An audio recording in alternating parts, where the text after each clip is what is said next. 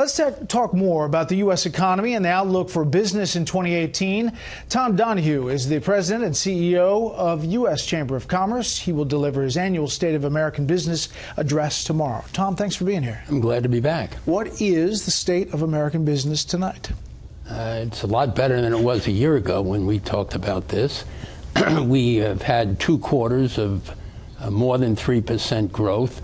That, in my opinion, was based on some confidence that the tax bill was moving forward and a review of the extraordinary improvement that we've made in reducing some of the explosion of regulation on American business during the last administration. I think we're getting more of a balance. I think we have a positive look forward. Now what we have to do is make sure we don't louse it up. You know that the criticism of the tax bill, now law, was that businesses would take that money and pocket it for their company, their investors. We're seeing a number of companies putting it back into the company or giving checks out to workers. What's your assessment of where things stand? Well, I think at first it's important to understand this is not the government's money. This is the people's money that they share with the government as a way of having a positive experience and support from our central and state governments. Once you think about that, then you can make, I think, much better judgments on how you're going to go about tax reform to achieve your objective, which is getting well over 3% and keeping it there for a long period of time. We've been almost 10 years with below, never had that long in our history, and being below 2%. We have got to do this. So what do we do in a tax bill? We said we're going to lower corporate taxes. We said that we were going to stop letting American companies be double taxed if they did business offshore and onshore. That's twice. So what do? They left it overseas. We said we're going to have expensing in capital expenditures that you could deduct right away, and they said we're going to do things to help the middle class. We got that done. Now there are odds and ends in the bill that we're still going to deal with the transition arrangements and get some of those fixed. But the bottom line to remember, A, it's the people's money, it's not the government's money. B, that what we're doing is we're making investments by putting a bill in place that are going to drive economic growth, that are going to put cash in the pockets of the people that invent and create, promote, and employ. And we're very optimistic that this is going to help. But by the way, we only did it a week and a half ago. We still have to do all the transition rules.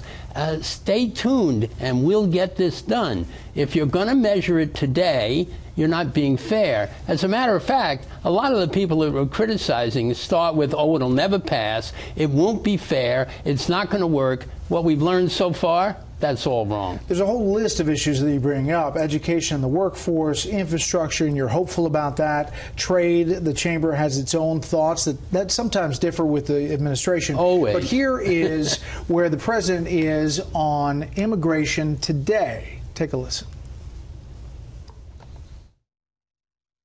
When this group comes back, hopefully with an agreement, this group and others from the Senate, from the House, comes back with an agreement, I'm signing it. I mean, I will be signing it. I'm not going to say, oh, gee, I want this or I want that. I'll be signing it because I have a lot of confidence in the people in this room that you're going to come out with something really good. What did you think of that 55-minute open negotiation today? I thought it made the president look a lot stronger than some people in the press had. I thought that it was great to see our friends in both parties in there debating with him and among themselves, and I think it led to some conversation that has some potential. I was a party of the group that a few years ago got in the Senate a comprehensive immigration bill. It needed improvement, but it never got past that. The bottom line is that you have got to realize that we don't have enough people in this country to do what this country, if we did an an infrastructure bill today, the size that everybody's talking about, you couldn't do it because we wouldn't have the workers. We are getting lower in unemployment. There are still some people frozen in places around the country they can't move. but we're going to need people to work at every level in this country. The technological people that we educate in our best universities, if we send them home, we're going to have to send the work with them. The people that we need for seasonal work, people generally agree about that. The people that we need for special issues. For example, our biggest problem right now and people we need in this country is what are we going to do about caring for the elderly? More and more of them living longer and longer. I think the president has started a great conversation. I know there are people in both parties that want to deal with this. We're going to be a part of it. It's a controversial thing, especially in the Republican Party. As you know, you've been down this road before, but you're confident. I'm confident we'll have a good debate, and I'm confident that one time we're going to move on it, because when you run out of people, you run out of, it only takes two people, Brent, two things to drive economics. One is money, and we've got a lot of that, and now more because of tax reform. And two is people, and if you don't have the quality people, you don't put it together. Tom Donohue, CEO of the U.S. Chamber of Commerce, State of the American Business tomorrow. We appreciate the time. Thank you very much. Look forward to come back soon. All right.